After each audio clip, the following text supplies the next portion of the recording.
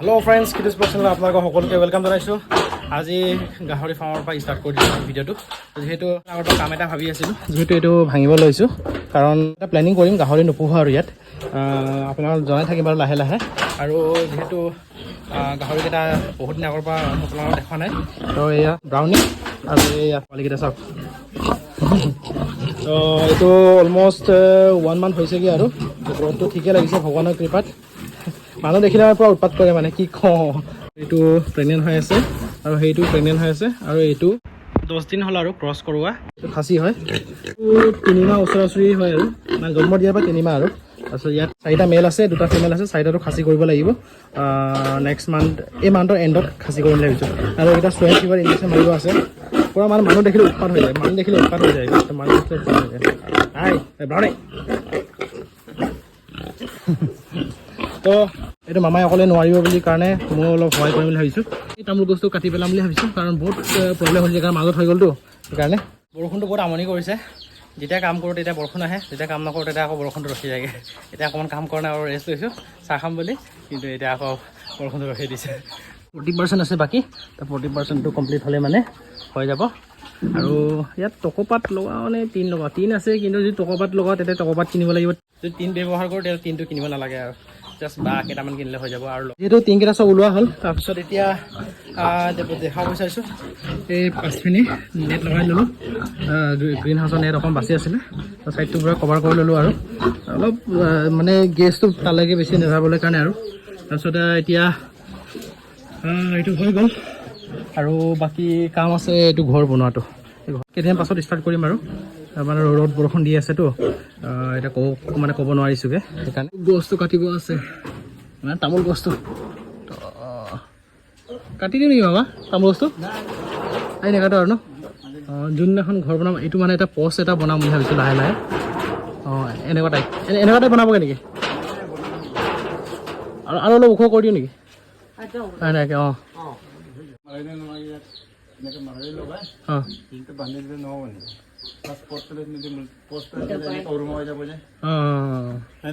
এইটো হয় বাৰু আৰু হুৰুঙা হ'লে আকৌ যোনটো বস্তু পুহিম বুলি ভাবিছোঁ এইটো পলাই যাব নহয় য়েছ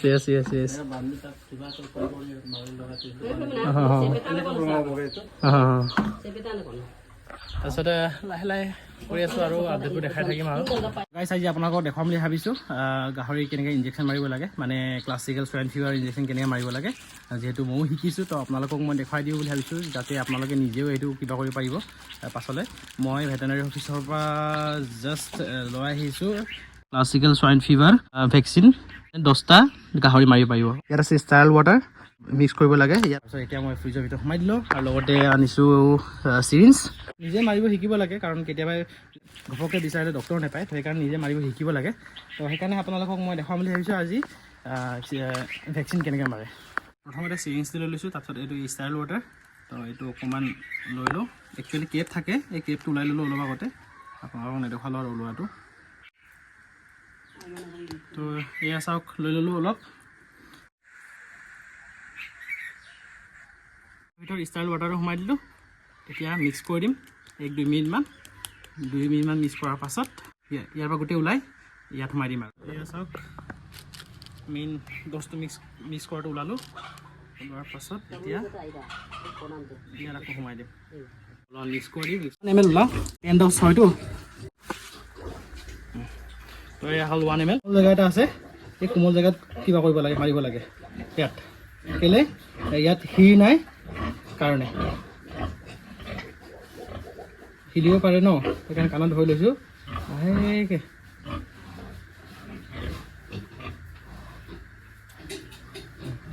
হৈ গ'ল এটা তাৰপাছত ডাইৰেক্ট কেপ আগত ৱাটাৰ কালাৰ ইউজ কৰা আছিলে ইয়াত সৰু এটা মাৰ্ক কৰি দিম যিহেতু গোটেইকেইটা ইনজেকশ্যন মাৰা হ'ল আৰু